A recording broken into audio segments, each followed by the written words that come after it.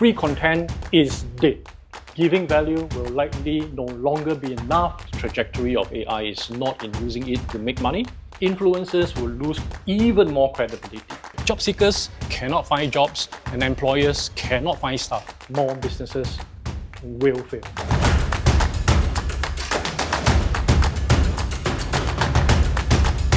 Here are 25 business predictions I have for 2025 based purely on my experience and my opinions. Now feel free to disagree accordingly. Number 1. Garnering business through content creation will further lose steam. Now 2024 saw an unprecedented 13 billion videos being uploaded onto TikTok alone. It's estimated like that this platform will see 20 to 30% growth compared to 2023.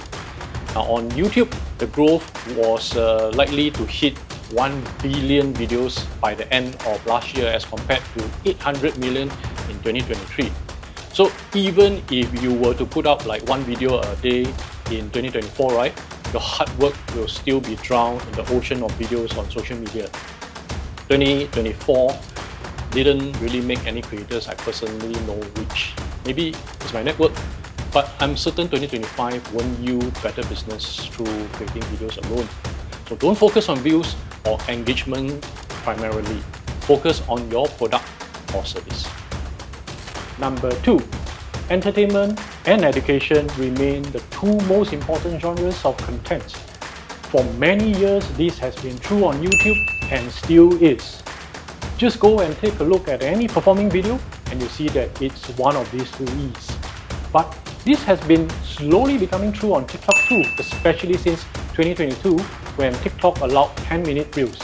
So don't focus on either of these two E's alone. You'll probably need both to gain traction.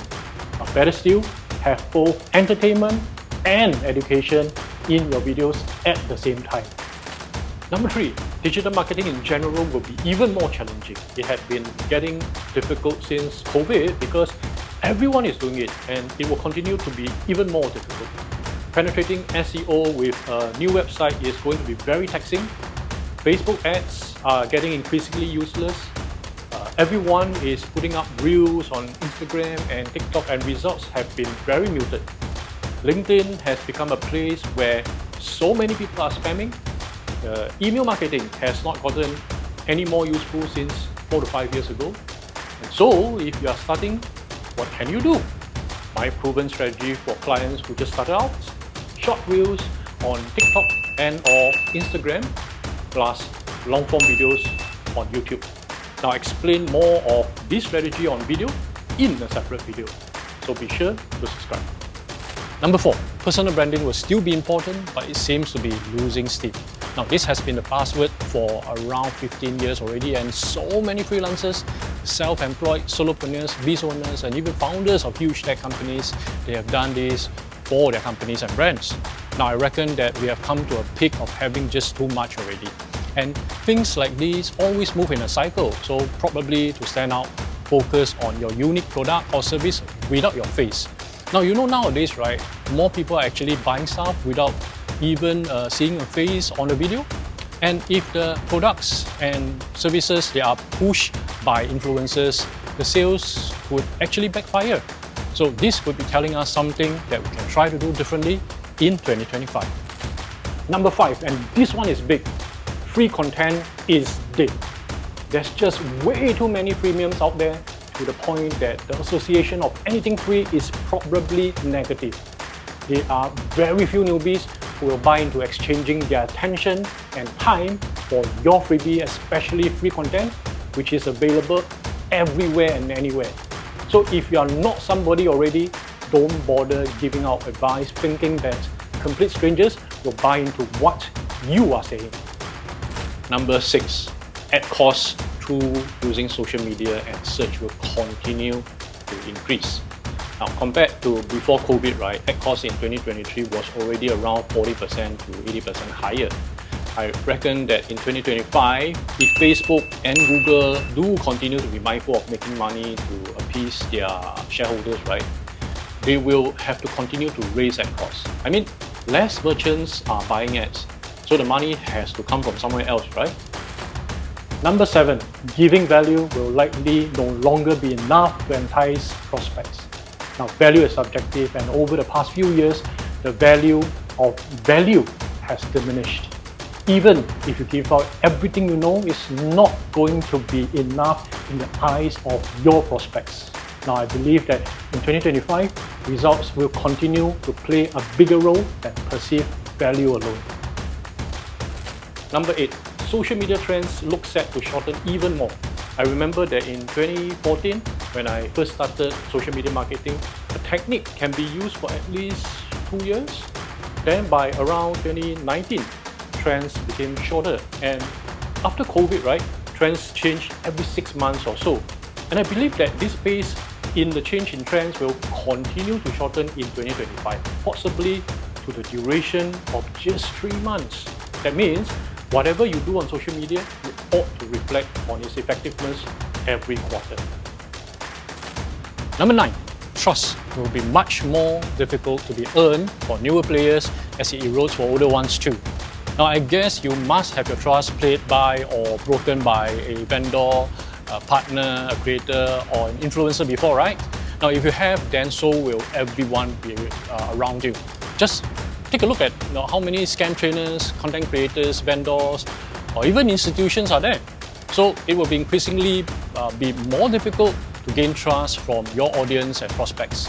And don't assume that you have been in the game for long, your trust will be secure. All it takes is for someone seeding a negative review on you, and so many others will want to see you fail. Number 10, mashup will be key to create more different and more unique angles to capture attention. Now, there are really no more new ideas and unique angles anymore. So you probably want to combine something else with your perceived USP so that at least your niche can be smaller. Remember that if you are starting out, don't aim to gain followers blindly. Getting 100 or 1,000 true fans who engage with you is much more important than amassing 10,000 or even 100,000 who don't really care about what you do. So let me know if you want to know more about Mashup, and maybe I can make a separate video on this one. Number 11, AI will make even more tasks simpler and more efficient. Now, the initial shock from AI from 2021 is somewhat over, and we have arrived at the acceptance phase. Many of us have dabbled in it, and some of us have used it to better our workflows. Some even use AI to make money. But I personally think that the trajectory of AI is not in using it to make money, but to make your life and work more efficient.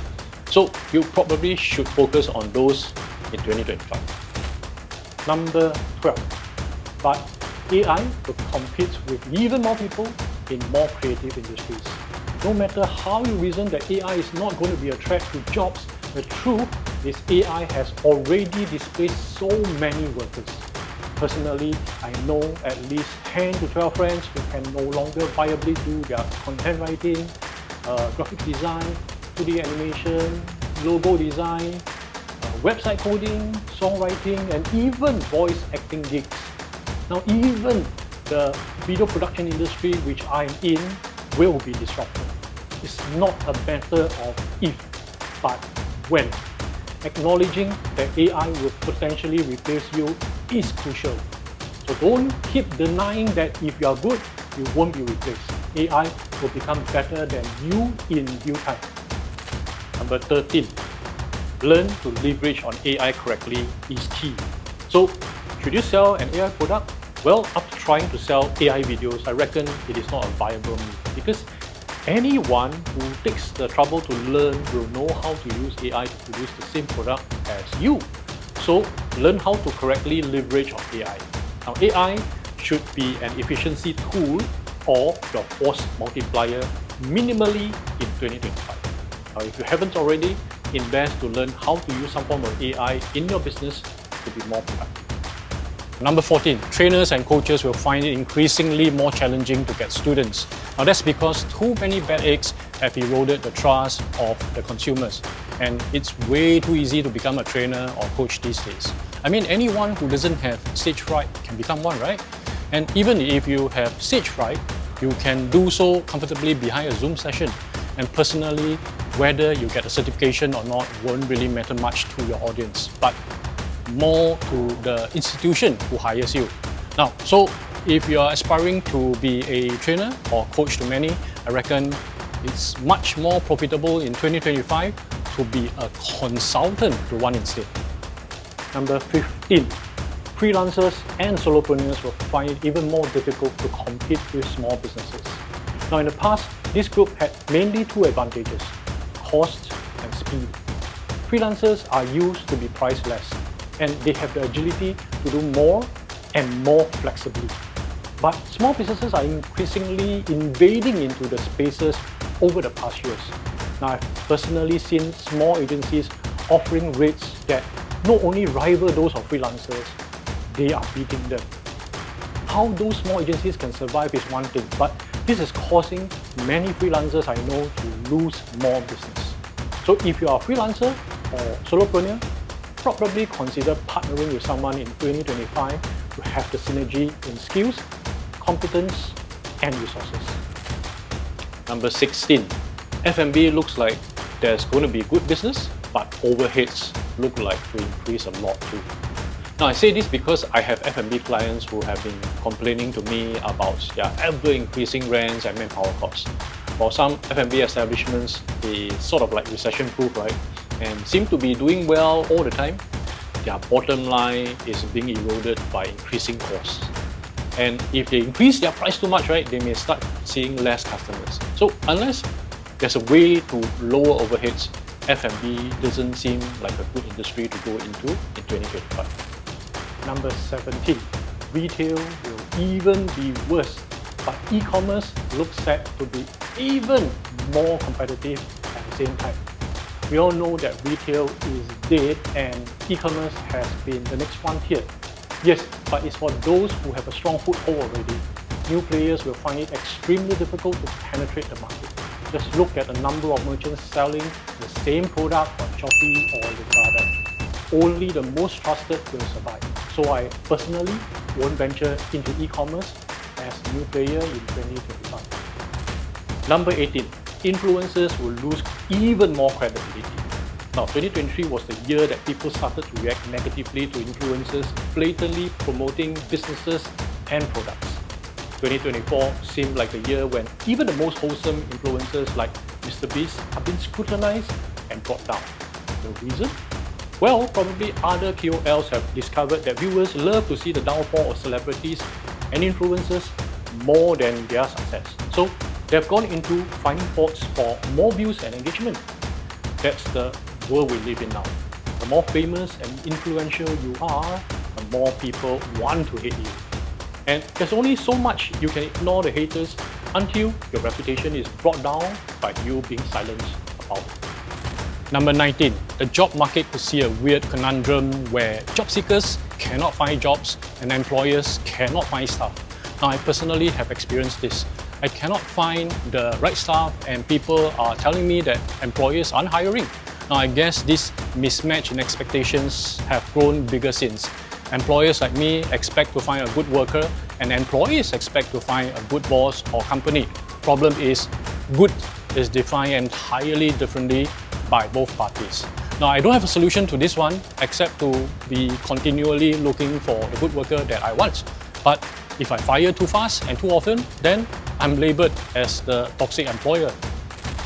Number 20, Gen X and older millennials will find it more difficult to compete with cheaper and more tech-savvy Gen Zs. Now, the primary reason is that Gen Zs are more affordable to hire. No Gen Xers or millennials I know will settle for anything lower than 3K, but Gen Zs, right, they are willing to take this salary provided that the workplace is right for them. So us older folks, you better have an edge in 2025 if you are looking for jobs. Number 21, working under a stronger brand might not seem to be a bad idea. Now, I've seen too many aspiring or new players thinking that they can stand on their own and try. But stats don't lie. 7 out of 10 new players will lose within the first 3 years and close to 90% of them will be gone by the 7th year. Now, business is really that competitive nowadays. So for those who are just starting, actually working with or under a stronger brand could be a more viable option. Number 22, collaboration of mutually beneficial businesses will be more crucial than ever. Safety in numbers work in businesses as well. A conglomerate usually fares better than a single big corporation. And even a rocky partnership will statistically last longer or fare better than a lone solopreneur. So 2025 could be the year to start working with mutually beneficial partners. I myself will be looking for right partners this year to scale my business. Number 23, be prepared to invest more in either your funds, your time, or your energy to stay relevant to your audience. Now, there's no two ways about it. You need to invest in something to get more people to know and trust you. It's either your money, your time, or your energy. In 2025, it's likely to see you putting in even more than what you have done so in 2024 and before, especially if you're still small. Related to the previous point, invest synergistically with a partner would be the most beneficial than doing it alone. Number 24, more bad debts or deals are to be expected. Now, I have 3 clients who didn't pay me in 2024, resulting in 5 figures of bad debts. And deals that have been signed also broke off. Only fortunate thing is that my services haven't been rendered yet. I spoke to some business friends and they too have faced more of these issues over the years. So I reckon 2025 wouldn't be any kinder since the market will be tougher than ever before.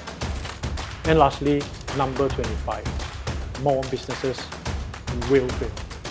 Now, this is something I really feel sad about. At least 3 to 4 friends in complementary businesses have folded their agencies and studios because 2024 is just too competitive for them. Another 3 to 4 solopreneurs whom I know have given up and gone back to their partner. And F&B and retail-wise, right, I've witnessed 2 of my friends closing down their shop last year. Even community leaders have given up doing businesses. And these are just the personal friends I know. Accra Stats revealed that for every 10 businesses incorporated in 2023, 7.7 were dissolved. And I reckon for 2024, the stats will be the same. But looking at how bleak the market could possibly be in 2025, I believe even more businesses will fail. Now, obviously, I'm not that optimistic about 2025 being a good year to do business. And you might see me as pouring cold water on entrepreneurship. Well, I'd rather be pragmatic and realistic and prepare for the worst than be gullible and naive to hope for the best. Doing business is really one of the most difficult things anyone can do. Sure, there are many success cases that we have read and seen, but behind each of these are a magnitude more of failed businesses that we don't see and probably be made not to see. So my personal advice is to at least acknowledge that there is always a chance in failing. And every year, every month, and every day can be that pivotal day when our business turns for the worse. And if that happens, well, when that happens, what do? Frankly, it will be too late to think about it when shit hits the fan.